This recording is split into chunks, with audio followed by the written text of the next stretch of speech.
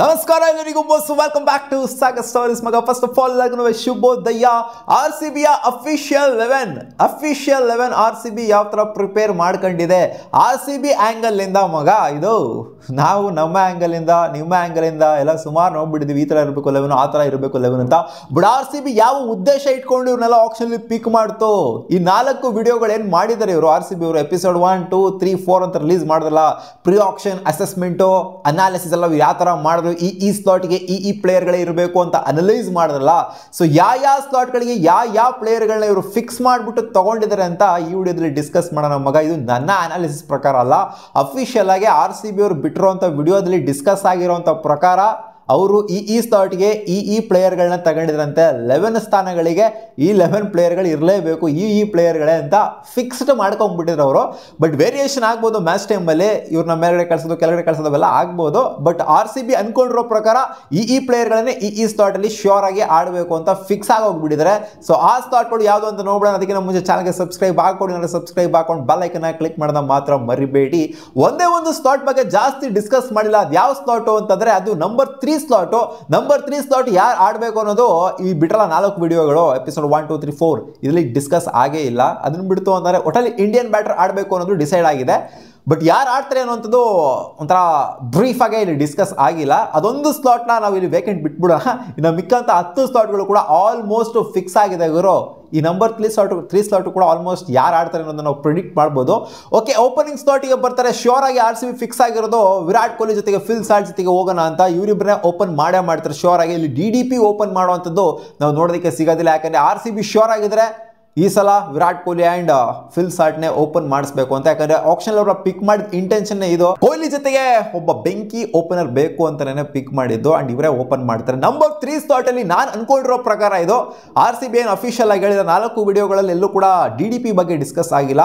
But ನನಗೇನೋ ಅನ್ನಿಸ್ತಾ ಇದೆ, ಸ್ಕ್ವಾಡ್ನ ನೋಡ್ತು ಅಂತಾನೆ ನಂಬರ್ 3 ಸ್ಲಾಟ್ನ ದೇವದತ್ ಪಡಿಕಲ್ಗೆ ಕೊಡುವಂತ ಸಾಧ್ಯತೆ ಇದೆ ಅಂತ. ಯಾಕಂದ್ರೆ ಈ ಒಂದು ಸ್ಲಾಟ್ ಏನಿದೆ ಇದು ವೇಕೆಂಟ್ ಕಾಣಿಸ್ತಿದೆ. ಆರ್ ಸಿ ಬಿ ಅನಾಲಿಸಿಸ್ ಪ್ರಕಾರ, ಅವರು ಅಸೆಸ್ಮೆಂಟ್ ಮಾಡಿರೋ ಪ್ರಕಾರ ಇಲ್ಲಿ ಇವರು ರಜತ್ ಪತಿದಾರ್ನ ನಂಬರ್ 4th ಸ್ಲಾಟ್ ಅಲ್ಲಿ ಇಟ್ಟಿದ್ದಾರೆ. ಶೋರ್ ಆಗಿ ನಂಬರ್ 4th ಅಲ್ಲಿ ಆಡಬೇಕು ರಜತ್ ಪತಿದಾರರು. ಅರ್ಲಿ ಆನ್ ಹೋಗೋದು ಬೇಡ, ಅವರು ಆಡ್ಲಿ ಅವರು ನಂಬರ್ 4 ಅಲ್ಲಿ ಅಂತ ಅನ್ಕೊಂಡಿದ್ದಾರೆ. ಬಟ್ ಗೊತ್ತಿಲ್ಲ, ಮ್ಯಾಚ್ ಟೈಮಲ್ಲಿ ಡಿಫ್ರೆನ್ಸ್ ಆದರೂ ಆಗ್ಬೋದು. ರಜತ್ ಪತಿದಾರ್ನ ನಂಬರ್ 3 ಕಳಿಸ್ಬೋದು. ಸ್ಕ್ವಾಡ್ ಹಿಂಗೆ ಅಂದರೆ ಇವಾಗ ಮಾಡಿರುವಂಥ ಅಸೆಸ್ಮೆಂಟೇ ಬೇರೆ, ಅವಾಗ ಇವರು ಆಡೋವಂಥ ಟೈಮಲ್ಲಿ ಮಾಡೋವಂಥ ಅಸೆಸ್ಮೆಂಟೇ ಬೇರೆ ಆಗಿರುತ್ತಲ್ವ. ಹೆಂಗೆ ಬೇಕಾದ್ರೂ ಡಿಫ್ರೆನ್ಸ್ ಆಗ್ಬೋದು. ಬಟ್ ಇವರು ಆಕ್ಷನ್ ಟೈಮಲ್ಲಿ, ಆಕ್ಷನ್ಗಿಂತ ಮುಂಚೆ ಅಸೆಸ್ಮೆಂಟ್ ಮಾಡಿರೋ ಪ್ರಕಾರ ಹೇಳ್ತಾ ಇರೋದು 11 ಇವ್ರು ಈ ಥರ ಫಾರ್ಮ್ ಮಾಡ್ಕೊಂಡಿದ್ದಾರೆ. DDP ಆಡಲೇಬೇಕು ನಂಬರ್ 3 ಸ್ಲಾಟಲ್ಲಿ. ಯಾಕಂದರೆ ಎಕ್ಸ್ಪೀರಿಯನ್ಸ್ ಇದೆ ಆ್ಯಂಡ್ ಆರ್ ಸಿ ಬಿಗೆ ಆಡಿರೋ ಕೇಪಬಿಲಿಟಿನೂ ಕೂಡ ಇದೆ, ಪ್ರೂವ್ ಮಾಡ್ಕೊಂಡಿದ್ದಾರೆ. ಸೊ ಅದರಿಂದ ನಂಬರ್ 3 ಸ್ಲಾಟ್ನ ಇವರಿಗೆ ಕೊಡುವಂಥ ಸಾಧ್ಯತೆ ಇದೆ.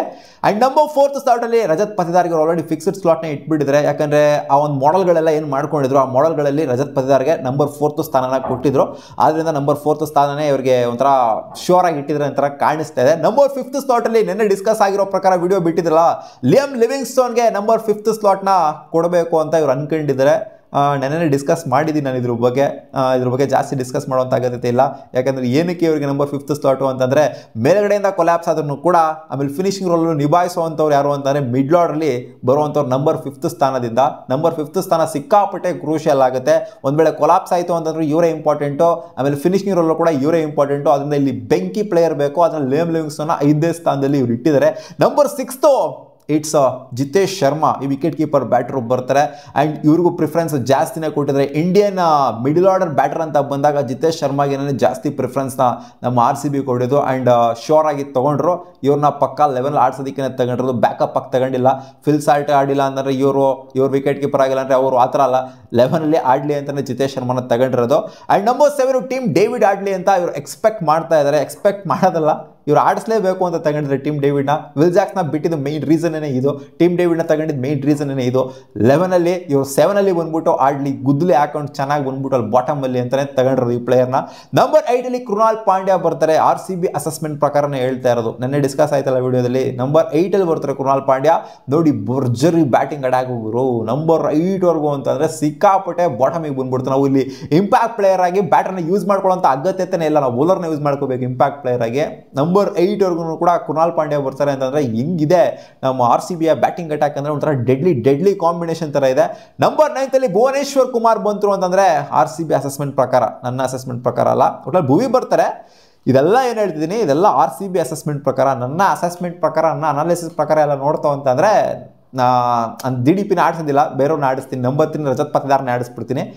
ನಂಬರ್ 10 ಜಾಶ್ ಹೆಜಲ್ವುಡ್ ಬರ್ತಾರೆ. ನಂಬರ್ 11 ಯಶ್ ದಯಾಳ್ ಬರ್ತಾರೆ.